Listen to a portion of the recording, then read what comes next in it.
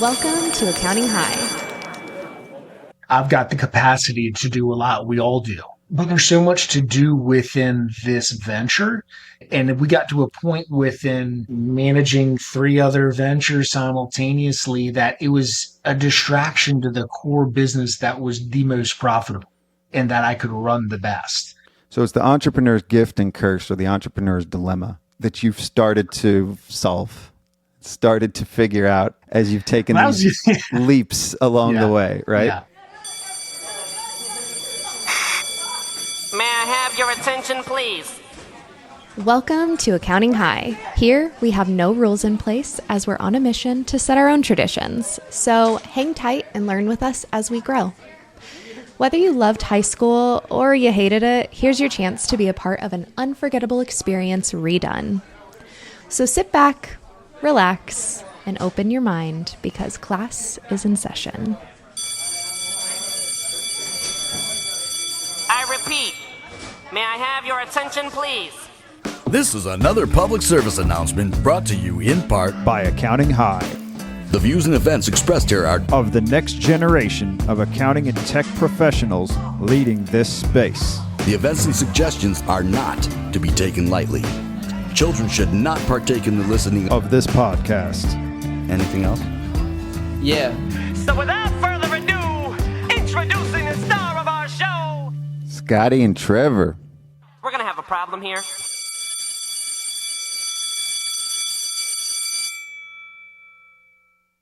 Class is in session. We have Coach McCandless, T-Mac. What are we going to call you today? You're professor? Ooh, sweet tea. Sweet tea. Ooh, sweet tea from San Juan, Carolina area. Is that what you call this area in Puerto Rico? Or what's the name? Carolina is like a little, that's a neighboring, but we're headquartered in San Juan. San Juan. Okay. So let's get the lay of the land here so everybody's grounded. You're not technically from San Juan. You're not from Puerto Rico. You live there, right? Yep. We moved here about a year and a half ago. Yeah. Atlanta, from? Georgia. Atlanta, A-Town. Yeah. For our listeners. So you moved from Atlanta. You're a CPA that moved from Atlanta to Puerto Rico. Why? Why do that? Dude, COVID changed everything, man. I'd say, was that January, February, March 2020? COVID hit. We were already remote, but since then, no clients want to meet in person. Our employees completely remote. Before COVID, a couple of us would go into the office, see each other, et cetera, but everybody wants to work from home. We're all over the place. So you took a big leap moving your new family too. Like this is baby born in Puerto Rico? No, she was in Atlanta, and then once she was able to fly, like 6 weeks after that, she came down to Puerto Rico to meet up. Okay. So let's rewind a little bit further back and just talk about how you got into accounting, how you became a CPA, or why. Like you can start as early as high school. That's what we do here. Yeah, okay. Dude, so I was that guy in high school and middle school a lot of entrepreneurs kind of have this story, right? That they were flipping soda cans and lollipops, in middle school trying to make $1. That was me. And so then fast forward to like high school, everybody's trying to figure out what they want to major in and stuff like this. Well, my brother was 4 years older. He was a microbiology major and he couldn't get a job after he graduated from the University of Florida. Microbiology? Microbiology. And so he came back and lived with us.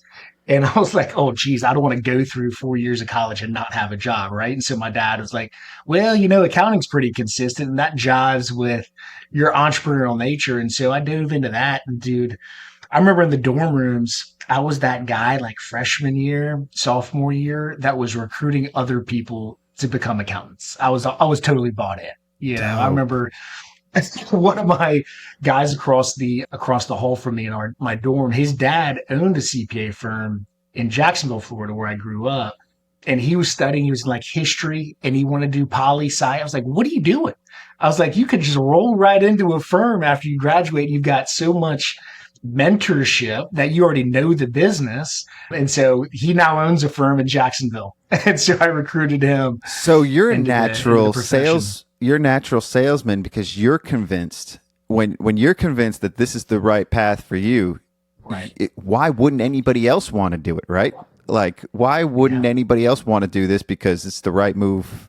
It's the right move for me. So, And that's passion, you know. I mean, Yeah. if you have that self-belief in something, you're now passionate and you can't stop talking about it, you know. And so that's kind of been me with accounting, man. I like it, you know. I have a lot of fun doing it, and so it's kind of contagious, I think.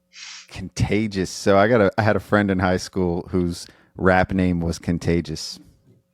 That was his rap name. I like that. I call him Steak Sauce now, though, too, because we also called him A1. One of his screen names was A1, so I call him Steak Sauce. But Contagious. He'd smother his steak with steak sauce. Yes. No, A1. It was just like his initials were A, so he called himself A1 on like a screen name. So Okay. then I just called him Steak Sauce instead of A1. But that's how I feel with rap stuff, man. I'm passionate about it, and I talk about it so much. And that's what you said about accounting, and that's how I still do feel that way about accounting too. But I always like to bring the rap thing in. But you've been a founder of a lot of different entities or a lot of different things. I'm on your LinkedIn, and it's just founder after founder after founder. And going from founder to Fusion. Yeah. So tell me about that journey of like starting things up or gosh, founding yeah. things, being a founder. Whew. I'd say some of those, if you're looking at my LinkedIn, are kind of like experiments. Those were my introduction into starting businesses, right? Okay. And learning what kind of entrepreneur I am. The first company, man, this is a flashback. First company I started, I was like 2 years out of college, was getting my master's in tax at night at Georgia State. And I was working full time at a probably 30, 40 person CPA firm. And I was kind of in that stage of entrepreneurialism. You know, you're like 23, 24, something like this, of like, what can I invest in? I was looking at franchises and stuff like this and having cool, fun discussions with my mentors at that CPA firm, being very open about like where my passions were. And I kind of saw this opportunity with renting out full sets of golf clubs to large corporate outings and put up a Google listing and a website. Nobody was doing it. Next thing you know, I'm making $30,000 a month renting golf clubs and working Holy a shit. full-time job and getting my master's in tax at night. That was the pre-recession of 2008. And so I actually quit that CPA firm to go full-time with this golf thing. If you're and then making the 30 recession, grand a month, why not? oh, dude, such an experience, man. And I like, it would golly that we could rant this whole episode just about that. But then a recession hit, and I was like, it was so weird not being in accounting because this was part of my greater vision for myself. Sure. And so when the recession hit, whether it was a gift or a blessing of sorts, I immediately got right back into accounting and worked at a firm for 2 years before starting Fusion thereafter. But I kind of, kept that golf company rolling along, but it wasn't anything to write home about after that 2008 recession. This is going to be an episode about pivots because we're going to talk about rebranding and building a brand and being able to pivot and having that, not holding on to sunk costs too. Like I'm sure there was things about this rental that you had to let go of in order to go back. And what was it about? Okay, so the recession hits. And what was it about this business that you said this is not going to survive this recession?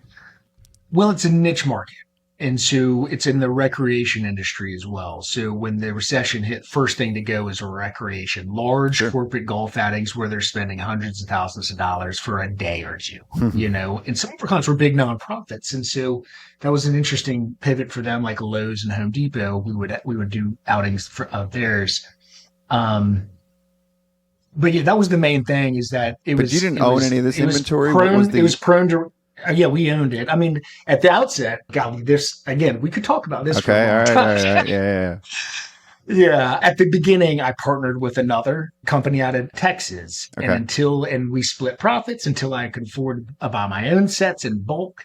And we kept that relationship going for a long time and it worked. And so that strategy, though, of starting up and partnering with other people in your space is always kept with me, right? And it gets in even our accounting community is just brainstorming, with other CPA accounting firms, et cetera. Would you say that's the most valuable lesson you learned from that venture would be the partnerships that come out of it? Or what was the most valuable lesson you learned? I haven't thought about that in a while. I'd say that's a big one. I've shared that story because, we've had a lot of clients that are startups, right? Bootstrap startups. And I've shared that story a lot. Another lesson is I hate owning companies with inventory.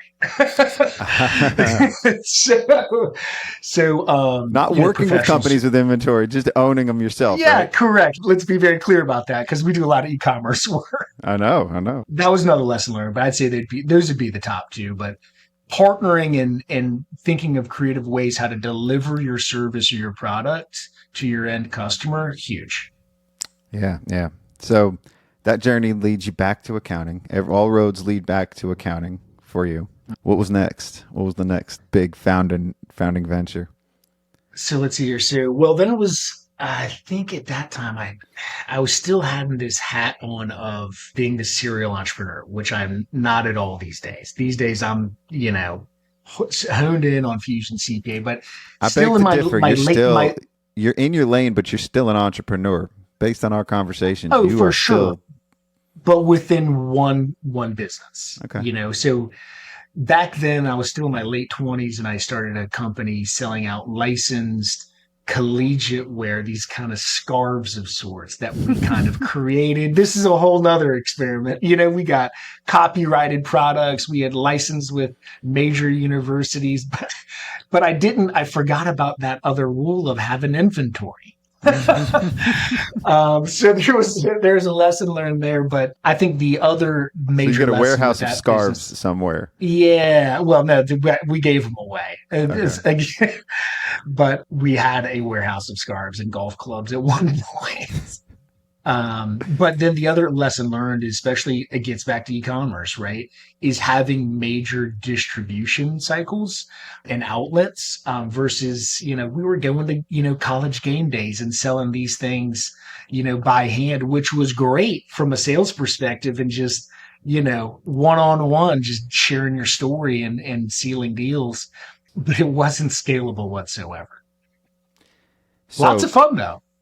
Well, is that what fuels the innovation too? Is the stories and talking to people and the one-on-one stuff? Is that what fuels the fire to keep going doing that? That's the impact. We're in the middle of doing our semi-annual reviews right now internally. It's July, and that's a hot topic, right? Is the interpersonal relationships that we have with our clients. And it's one of the reasons if I say our rebrand refresh is kind of four-pronged, it's one of the major prongs is how we embrace customer service and more touch points, not less, from an individual, standpoint. I think a lot of companies out there want to use technology to just replace that relationship, but I love it personally. It's not for everybody, but some clients, as well, if they're only a small business and they might only want to have 3 touch points or 1 touch point throughout the year, that's fine. There's a place for that, but I love, deep relationships with the clients that need to have this. So tell me when the light bulb flashed and you said Fusion. Like when did the word Fusion become part of your brand? Because that's what's leading us into your current firm now is Fusion, but you had something before that, Fusion CXO. That was a recruiting business. I forgot that was on my LinkedIn too.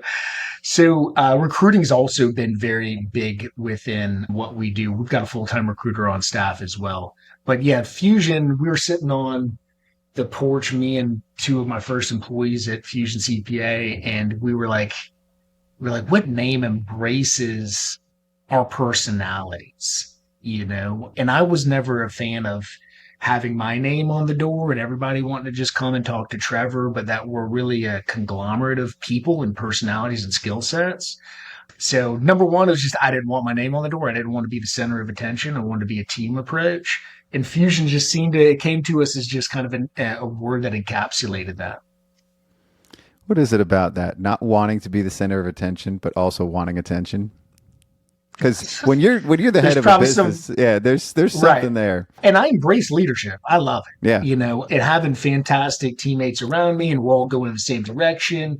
We're pumped to, hit each Monday. Yeah, there's something behind. There's probably some psychology I've there. been struggling with it myself.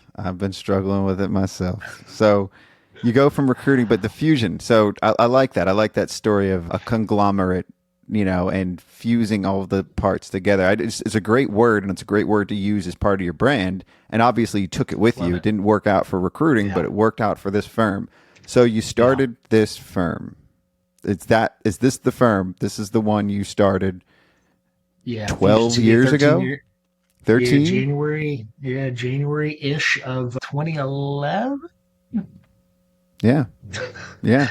You know, So around Time the same flies. time I started at the firm I'm at, it was about 2010 for Okay. me. And at that stage right there, is it pre-cloud for you? Were you doing anything in the cloud? Were you mostly desktop based back then when you started? Let's see here. Good question. So no, we were a desktop, but I think QBO came out. QBO was horrible in 2011. Right, but it was out. Everybody was bashing it. QuickBooks Desktop is still the way.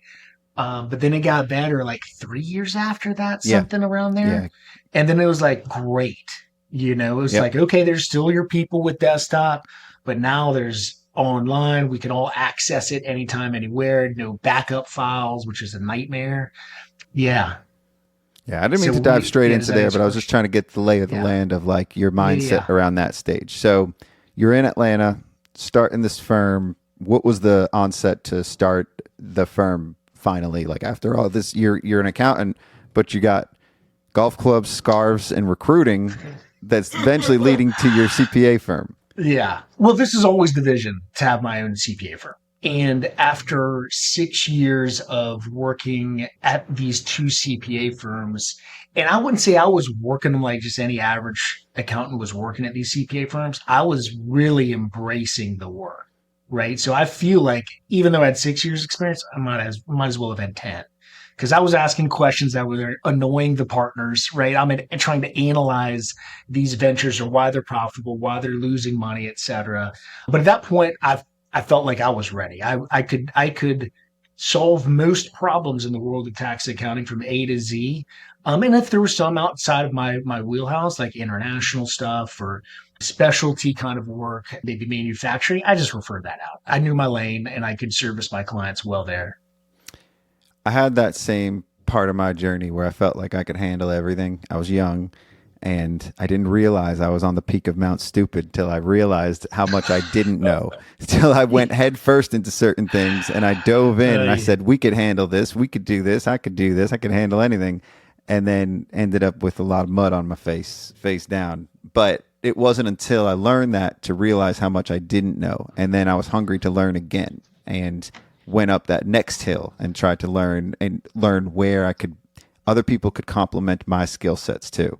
Because I knew I was good with the clients. I was good with talking with people, but I wasn't very good at setting up systems. I wasn't very good at setting up a process for the firm to excel without me too. Yeah. So let's hear where you are with that journey too. So you've got your firm, you're just starting out. Tell me about how that went, those first early years, hiring people, building a firm. Yeah. I was super lucky. I hired my first hire, still with us today, Stephen Summers. Yeah, he is one of great the initials most on that kid. Great initials on him. You love the alliteration, don't you? I love it. I love it. But I got really lucky with him, right? That he's super, super smart CPA, and we jive super well together. As I said, he was my first hire. But I think very diligently, constantly recruiting. One of my clients, fantastic longtime client, still a client today, told me one day that he spent 20% of each of his weeks recruiting. He was also the same client that got me into NetSuite, which is part of our vision today. We'll that get experimented there. I'm with excited us. to get And there. so, yeah, golly, I hadn't thought about that in a little while. Great question, Scott. That's what I'm full of. I'm full of it. So as you're building out a firm and you've got this big vision to grow, what were some of the walls that you hit along the way, or some of the roadblocks to growing this? Some of the ceilings that you hit maybe as you're starting to grow, some of those, what were some of the early lessons learned? So even before I started the firm, I reached out to another younger CPA that was about my age and asked him, that same question. And he had, one contractor, and it was just him. Maybe he did 120K a year, and he wasn't getting over that hump in his mind to invest full time in a staff member, and he got burned out. A couple years later, he ended up saying, Trevor, listen, I'm going to be a CFO at this other company. And I took over his small client base. But that was a big thing, is recruiting. And so that big lesson learned based on that conversation and that relationship was, I wanted to invest, even if I'm losing a little bit of money or breaking even for year one, maybe even year two, I'm going to put forth that money so I can kind of continue to grow the firm. And Invest just in people. hire the people. Yeah. Yeah. So that's always been a kind of thing, is like, even when fast forward today, in order for us to get into the NetSuite world that we're in, we had to do a significant capital investment, both in people, technology, and time. So that's something that's always stuck with me, is just going ahead and doing that investment if you feel like this is your path. Mm-hmm. Yeah. And seeing the vision to get past that too. A lot of people can't get past that initial phase of, okay, investing in it, I'm not going to be making that much money. So I need some runway to be able to get through that too. I need some reserves. I need to be able to uphold and maintain my own lifestyle. And this is something that I went through. Like, as I'm investing in people, investing in a management team, I lost money in a couple months, and we weren't making any money as that was building up. I saw what was on the other side of it, but it's so hard to get through that, especially if you're used to everything's always profitable sometimes. Like in this kind of world, especially if you're running on your own and then you're just hiring people to handle the excess, you're never running low on margins in this kind of business. Yeah. Yeah. This guy, he probably worked himself to burnout. He didn't have anybody helping him. He had like a contractor, and he didn't commit to making this guy full time. And in my opinion, that's where the downfall was, that he just didn't make that commitment to say, I'm going to sacrifice some of my own compensation to bring on this full time. And so it's, when we're talking to clients, the same thing. I like to, advise and coach clients based on the experiences I went through myself. So sometimes when these investments, while they might be break even or negative cash flow for a while, in my mind, it's one hopefully short-term step back for 3 short to midterm steps forward, right? And so it's a little bit of sacrifice, but you got to monitor it as close as possible as far as how you're doing with that investment in that training, et cetera, as fast as possible, because it can go bad pretty quickly if you're just sleeping. Yeah. So your foundation and your bread and butter of Fusion is taxes, small business, entrepreneurs. That's what you built it off of. Right. And I want to get into the NetSuite part of the conversation, because this is sort of the way I see it is you're branching off to different things now. You've got your bread and butter. That's not the client base that you're going to go after on the NetSuite clients. So let's talk about, you've got this firm that's working, everything's working, and then you see this big, shiny, massive other path. So some may say you hit a fork in the road. What you say is, now I can run 2 roads. And I'm trying to draw the right analogy, but you've got one business that's working, it's profitable, but did you not see your full vision of what you wanted to do with your firm? Did you not see that path taking you there? And NetSuite's going to be the one that gets you to your vision? So it was always part of the vision, right? Let's call, small business tax and accounting phase 1 of that vision. This is kind of phase 2 in emerging enterprise companies. So part of my vision for, going back 10 years or so, has really been to work with 50 badass professionals, whether they're accountants, CPAs, consultants, et cetera. 50 was the kind of goal, and to work on problems that matter and problems that have impact for our clients. And sometimes those companies are just bigger, right? Because they have they're similar problems. They're just bigger problems. I've mentioned it before. It's like, I've always looked up to McKinsey, right? And McKinsey, when they started off like in the 1920s, I think they were like McKinsey & and Co. Accountants and Management Engineers. That was the title of McKinsey. 100 years ago. Right. And I think there's like a great book. It's called The Firm about McKinsey. And like 40 years into it, they dropped the accountant's role. It was very complimentary, obviously, for that part of their story. And then they're just, consultants. But I love the management engineers. I love the mix of accounting with it. I don't see us dropping accounting, and Sure. becoming management consultants. But I think that is where we're kind of continuing to evolve in kind of data analysis and making smart management decisions based on data-driven fundamentals. Yeah. If you're not working with that data, and that data falls outside the realm of just accounting, and NetSuite can handle a lot of other assets of a business and facets of a business besides just what QuickBooks can do.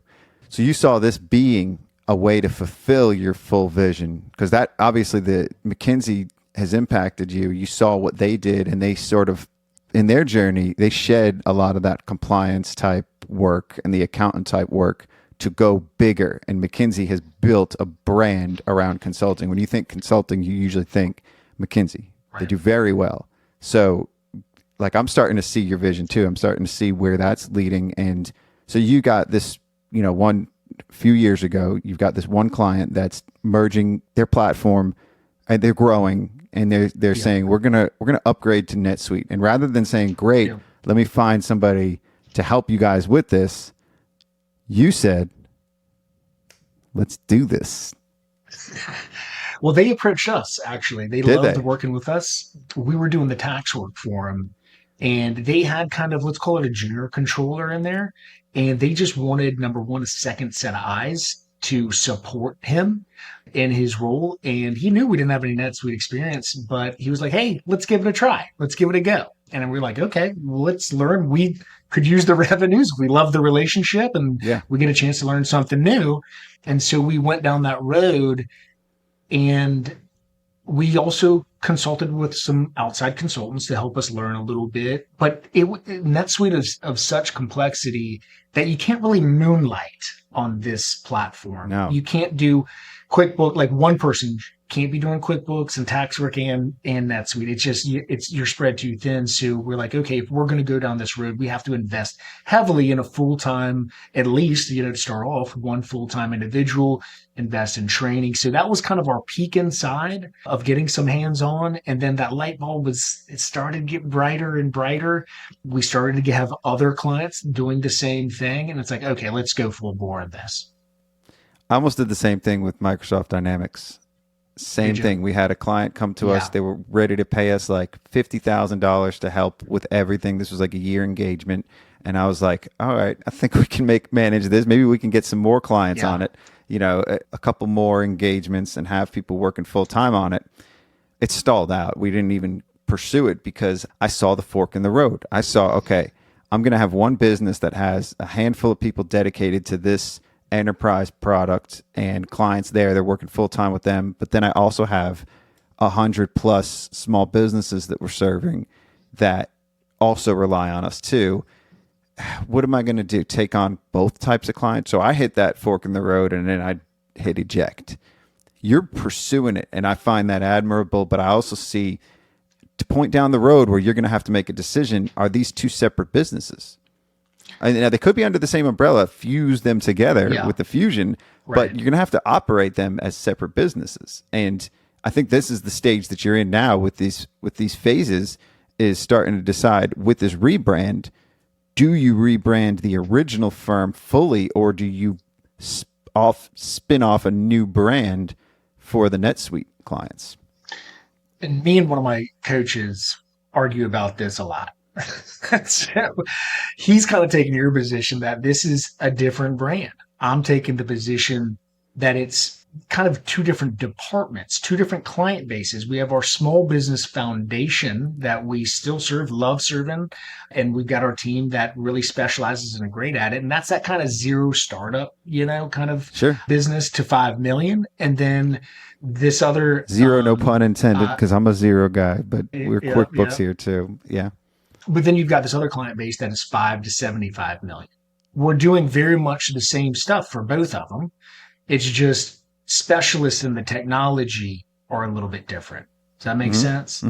So, Well, we talk about niching a lot on the show, and we've had a lot of Yeah. episodes talking about that. And in a way, NetSuite is a niche for you, because I mentioned Right. Xero because Xero was our niche for at least, we were talking about early days, 2011, 2012, when we found that QuickBooks wasn't cutting it. We went to Xero, and Xero became our niche. It wasn't an industry niche. It was just a technology vertical that we were pulling in clients just because they were using Xero. They were finding us because we Yeah. were Xero advisors. I think that's going to be the same thing for you for NetSuite. You're one of the few mid-market or early market CPA firms that are using NetSuite. So people are going to find you because of that. So that's going to be a vertical or niche for you. And I think that's great. But another thing they say to build a niche is eventually you got to go real deep. And that's going to lead to, in your NetSuite world, how deep can you go if you still have your attentions diverted to, well, we still have a lot of tax and QuickBooks clients. So I think it's successfully, you could have an umbrella under the whole thing, but you're going to need different people managing each quote unquote department in order to really go deep with these clients. Oh, and that's exactly how it is. Our controller NetSuite department, they are specifically, all they do is NetSuite. Yeah. That's it. Yeah. And so you've been hiring, you've been training, you've been building an entire structure and foundation within the firm just for the future of NetSuite. Are you still investing in the future of the tax and the small business part?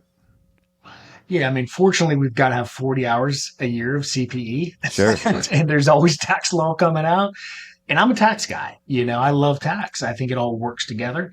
So we're always learning. Whenever new laws are coming out, we're trying to dive into it. QuickBooks, I mean, yes, we're investing in, the certifications there, but I don't think you got to go crazy deep much more on QuickBooks, at least with our staff.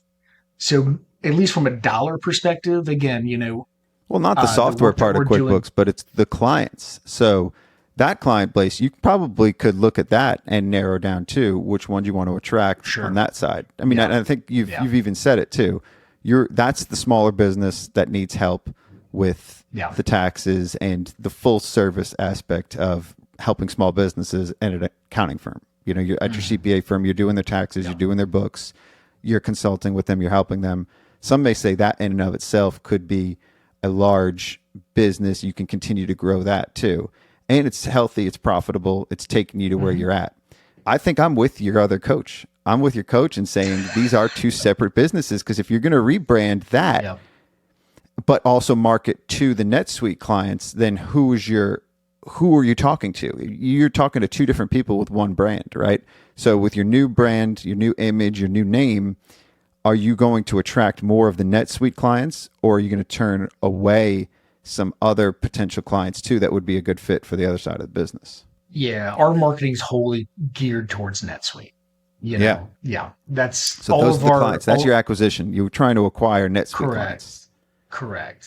So it could be that these smaller QuickBooks one get phased out little by little. That could very well be a path, and we kind of continue to reskill, some of our more more of our QuickBooks oriented accountants, and we have these kind of discussions all the time. Specifically when it's June, July, it's a little bit slower for tax season. Some of those individuals might not have as much work to do, and so it's like, okay, at some point, you're going to want to adopt and get on the NetSuite train with our other NetSuite specialists. And so it could be a phasing out approach of QuickBooks, but to your point, all of our conversations are around NetSuite. Or am I looking at it wrong too? And it's an evolution for you to just go up market. And in order to go up market, you need a different tool set.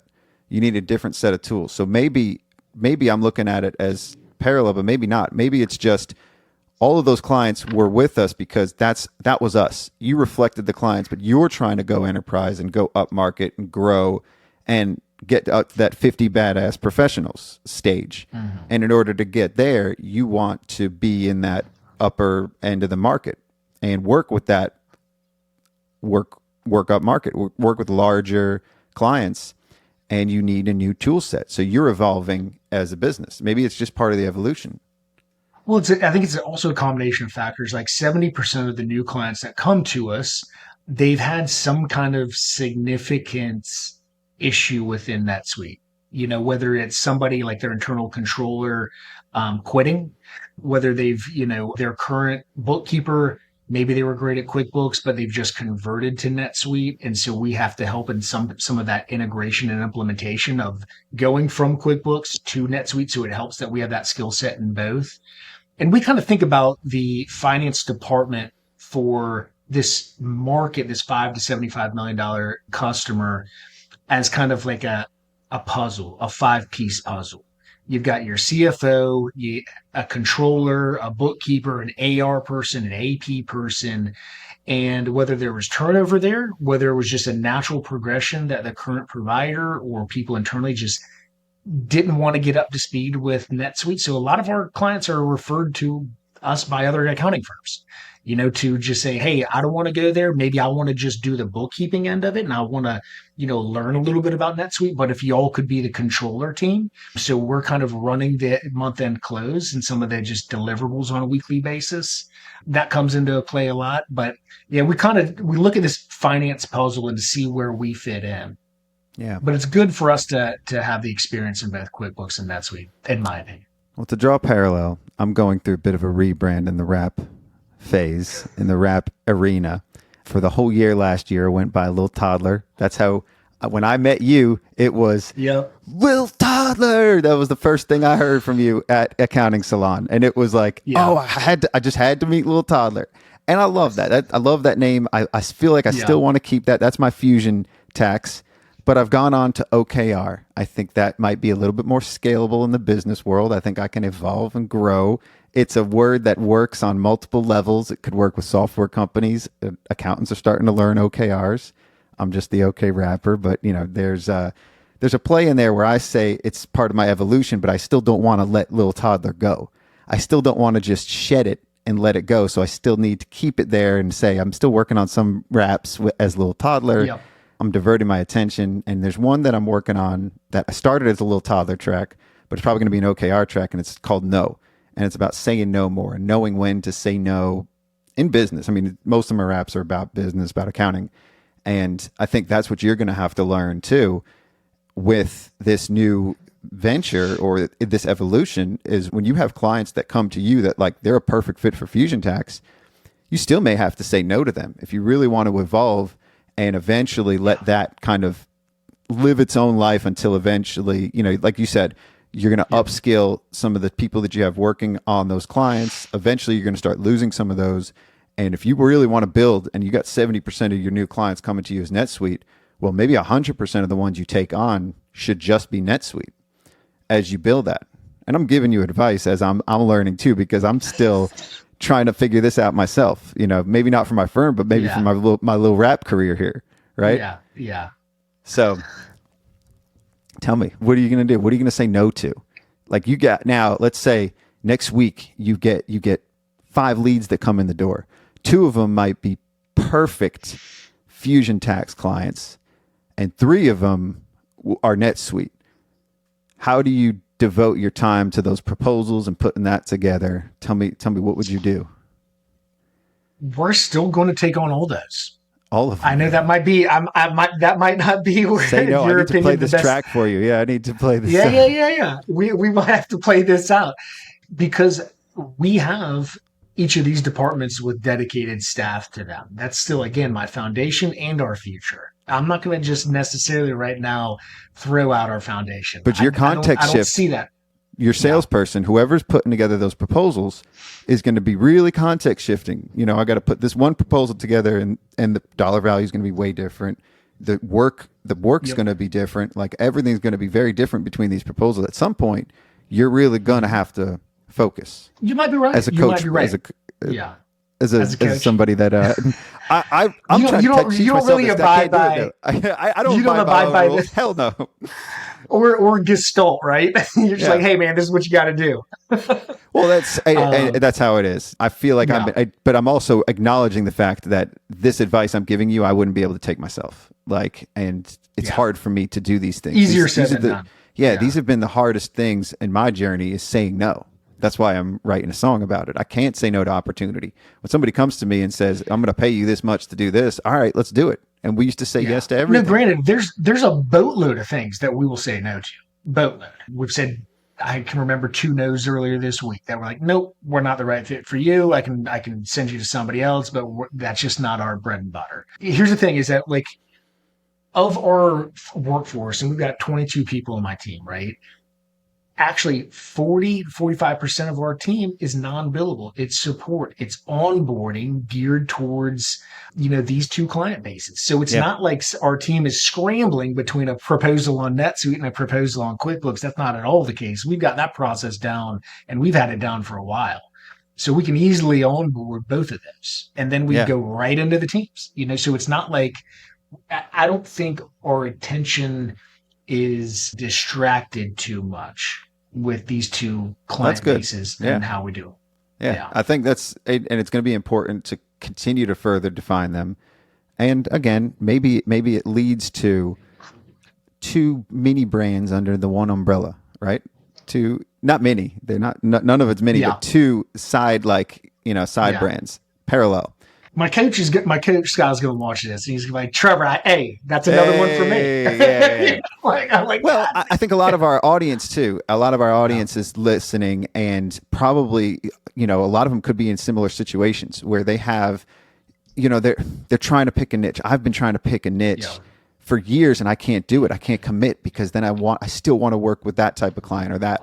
So it took me getting out of the way at the firm just for that no factor to come in. Like my team is now handling sales. I don't do any sales anymore. So they are saying no to things I would have said yes to. I know it because I see it during our team meetings. They're going over what they're not going to give a proposal to. And I said, why aren't you going to give a proposal to them? Well, they're not going to be a good fit. They're not a good fit. And they're saying no to it. They're not taking my advice of, why can't you just take it on? We could use the revenue. We could do this work. I'm still on the sidelines telling them what I know they shouldn't do. But when I'm in the moment, I'm like, let's take on more revenue. So I had to get out of the way for us to be able for them to be able to continue on my initial vision of getting more focused or, my desire to get more focused. As much as I want to focus, I still divert everybody's attention into all the different arenas. So I had to get out of the way. What's your role in the firm right now? Let's divert from just the 2 branding things and let's talk about your role as an owner. Yeah, so I'm super involved. Let's see here. So we've got tax, we've got bookkeeping, we have the controller team, we have a recruiting department, and we have a marketing department. So I enjoy heavily participating in every single one. I'm still reviewing. You're an entrepreneur. You probably hate me. Here comes the coach here. I still review every tax return and sign off on them. That's just part of my makeup. There's other people that they might hate actually being involved in each department. It may not be hating, but it may not be hating. It's just limiting. It true limits what you're able to do, and it's a bit of a bottleneck too in some ways, right? But I spend a significant amount of time still on the visionary work as well. So even though I might be involved in every department meeting because we have some department meetings outside of the ones I'm involved with, but I like to be in on, the marketing meeting. It's kind of scratching that creative itch. You know what I mean? Of, hey, can we do this? I woke up Saturday morning and I'm like spending 4 hours on some random idea with ChatGPT. And it's like, okay, temper that down a little bit, but it scratches that itch, right? Chaz will take you down some rabbit holes. Charles, ChatGPT.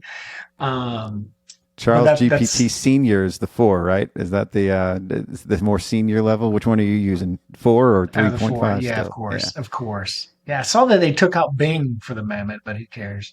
But yeah, so even like, but I like being involved in the recruiting team meetings, right? Of who we are looking at bringing in on our next hires, what we're talking to them about, what their personal vision is, which is very important. If that jives with our company's vision.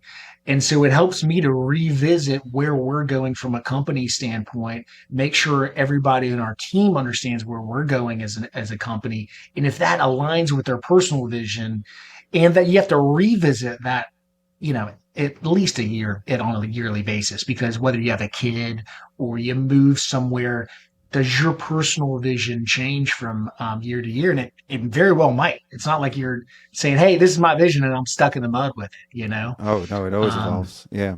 That was important. We talked about that in our PX series, the people experience, keeping up with the team's vision of where they want their lives to go and how they want to evolve and how they want to contribute in the future too. And seeing, what's the best seat for everybody? Where's everybody best suited to grow personally too, professionally and personally. I think that's really important to stay in touch with your team, but having your, Saturday ideas with Chaz, but also being involved in all 5 aspects of the firm. Where's your free time going? How do you have any free time? I've got a lot. I think my free time, as I said, I'm not a serial entrepreneur anymore, right? Now, maybe I'm a serial entrepreneur within this umbrella, right? Within our lane of tax and accounting. But yeah, I've got a 1.5-year-old baby at home, a wife. We're spending, a bunch of quality family time. So if I've got traveling free time, a lot too, man. I saw you. I never know. met before this year, and I saw you 3 different times already, just in a couple months. It was great. I know. It was phenomenal. I texted you. I was like, I miss seeing you. I was seeing you every single week. It was great. We get to hang out now, though. This is great. I'm happy you're on the show. But it makes me want to go more conferences just to see. Our accounting community is so fantastic. Fantastic. And so, it's in going to the conferences and just seeing everybody's face and just kind of sharing experiences, stories, opportunities. It's the best. I think we've got such a great community. And that's what fuels the innovation, and that's what also validates some of your own thinking. And it's not just Chaz you can bounce off of. You can bounce off of Kenji too, and all of our other peers. Right. You can have a conversation with Dave Leary about something that could bridge some other branding and marketing aspect, and like all of the ideas come together too, and you form your own fused vision of this, and you continue to evolve. Yeah. Fuse it all together. And you've made a lot of intentional decisions. We didn't talk that much about just picking up and moving the family to a whole other region of the country. This is still part of the country, Puerto Rico. I get confused with Costa Rica all the time. Even Juana said, "Oh, how's Costa Rica over there?" Because I told her I was recording with you today, and it's Puerto Rico. Oh yeah, Puerto Rico. So I made the same mistake. But yeah, like you're still able to do all of these things and have your hands in all of it. And is that because you've said no to the other ideas outside of accounting? You're staying focused within this one thing, and that's why you're still able to have this complex vision of, I see the future of NetSuite, but we can still serve these. And you're doing it all because you're limiting yourself to just that one roof, that one umbrella business. Exactly. You looked at my LinkedIn. I've got the capacity to do a lot. We all do. Right. Scarves, golf clubs, recruiting. But there's so much to do within this venture. And we got to a point within, managing 3 other ventures simultaneously that it was a distraction to the core business that was the most profitable and that I could run the best. So I was a better leader to our employees and our clients if I was honing in on just this venture. So it's the entrepreneur's gift and curse, or the entrepreneur's dilemma that you've started to solve, started to figure out as you've taken these leaps along the way, right? Yeah. It was, I think I really shed those off in 2018, 2019, somewhere around there. So it's been a while since I've really shed those off. And even if that was the date that I've, said, hey, I'm done here with these other things, it was probably a year before that where I was actually winding them down. I don't know. That could be up for debate. Yeah. But would you say COVID definitely helped you focus too? Having that I mean, because you're not as, I think one thing that COVID did for a lot of people is they did have to focus on something because there wasn't a lot of context shifting in life. You know, we were stuck at home, or you're just planning a move to Puerto Rico. Well, I feel like you just said COVID again. I feel like I have PTSD from COVID. That was such a nightmare, you know? And so, I mean, very quickly, I mean, it's such a mind. No, very quickly. So, you know, COVID, that February, March timeframe of 2020. And then we ended up moving to North Georgia, getting out of the city of Atlanta totally, like in June, July, and spending kind of part-time there. So I was mentally moving, you know what I mean? I don't know, just the vibe changed, you know? And so then it was kind of like, where do we want to go next? You know, we're looking all up and down the East Coast. And the cool thing here, there's a lot of entrepreneurs here. There's a cool community here. There's a lot of talent here. You know, we've got a couple employees here now. We've got another employee that's actually moving from Oregon back to Puerto Rico to be closer with his family. He's a CPA, so he's got a lot of U.S. tax experience. And that's our, and QuickBooks experience. And so that'll fit nicely into where our client base is. Yeah. On half of your client base, at least, or 30% eventually. Yeah, there you go. And, so what was it? I should have asked this in the beginning, but why Puerto Rico of all places? Yeah. So I mean, number one, it's a total change of pace, you know, from where we're at. Like with the new baby, you can kind of come down here and have less distractions. Like I had a whole bunch of happy hours that I was always going to in Atlanta, et cetera. There's been a population decline in Puerto Rico. I want to say it's like I see different stats all the time. Over the last decade, it's been like 10 to 17%. And it's probably, the truth is probably somewhere in the middle. And so Puerto Rico about a decade ago created a tax incentive for if people move down here, you know, started a company down here, hire individuals, you know, there's all kinds of rules and regulations about it. You know, got to buy a home within 2 years, et cetera, that they have a tax rate of 4% for corporate earnings. And so, you know, I'm a tax guy. That was part of the incentive to move. That's part of it. Yeah. But, you know, also in looking at just home prices along the East Coast, when we were thinking about doing this move back in 2021, you know, the housing prices, you would get a fixer upper for $1.5 million. Yeah. I was looking in Raleigh, you know, in Raleigh, you know, in Knoxville, Tennessee, just, you know, in Maine. We were looking everywhere, man.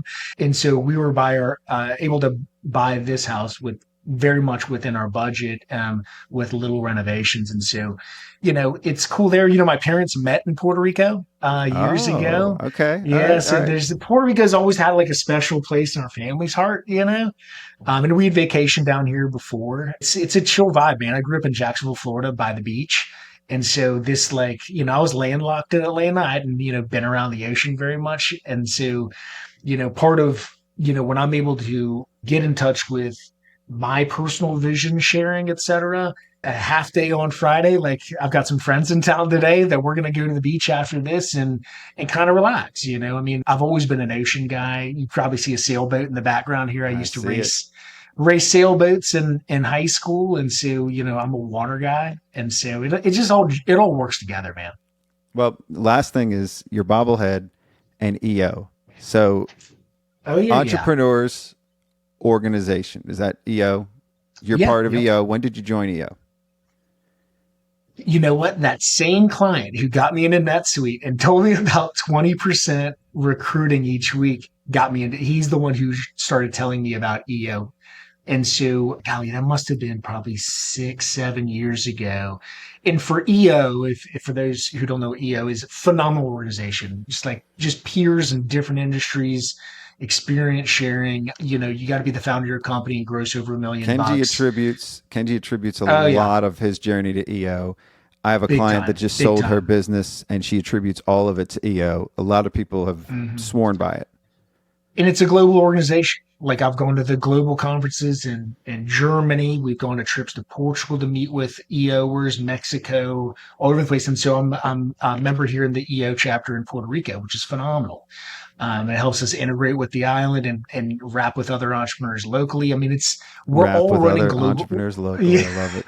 And we're all running theoretically global businesses. As I said, we've got a global workforce. We're talking to kids out of University of Puerto Rico, and when we're talking to them about, have you ever worked with or thought about working with people out of Macedonia or the Philippines? It's like, what, y'all, we could do that with you? I'm like, absolutely. This is how successful businesses are run these days. And so it's a cool selling point from that perspective. Well, for accountants, you learn how to run a business like a business and not like an accountant. And I think that's the value that Kenji got out of it for sure, because they are running their firm like it's a business. And it sounds like that's what you're doing too. Well, it's the experience sharing that we all get in that organization. We could talk, that could be a whole nother episode just about EO, but they gave me the new bobblehead. episodes too. Yeah. Yeah, but I got the bobblehead beat on the board in Atlanta that year. But it's a phenomenal organization. I'd say whoever's listening, definitely check it out in your vicinity. You get a boatload out of it.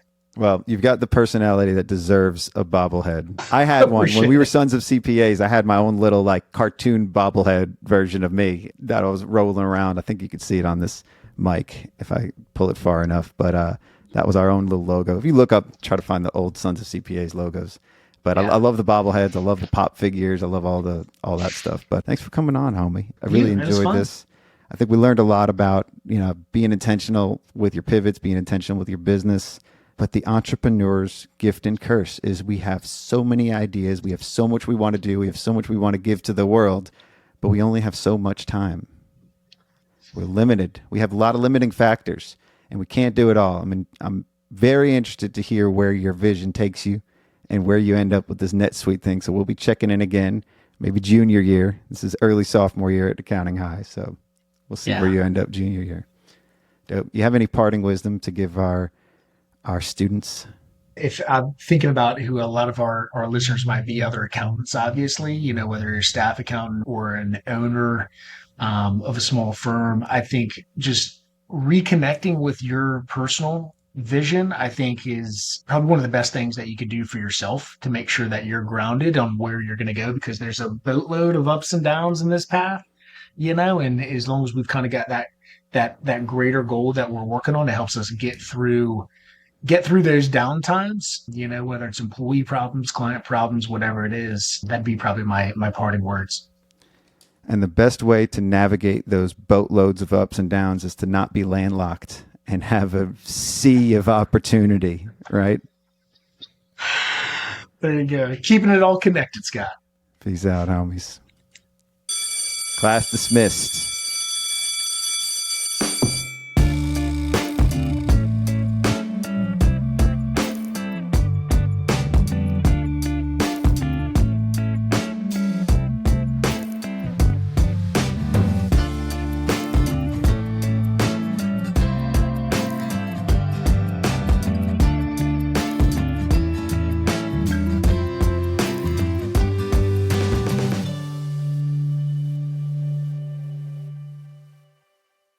While you're here, don't forget to follow us on Spotify or subscribe on Apple Podcasts or wherever you may be listening to us right now so you don't miss out on any new episodes. And feel free to leave us a 5-star review letting us know how the school year is treating you. In addition, share this episode on social media, tagging us at Accounting High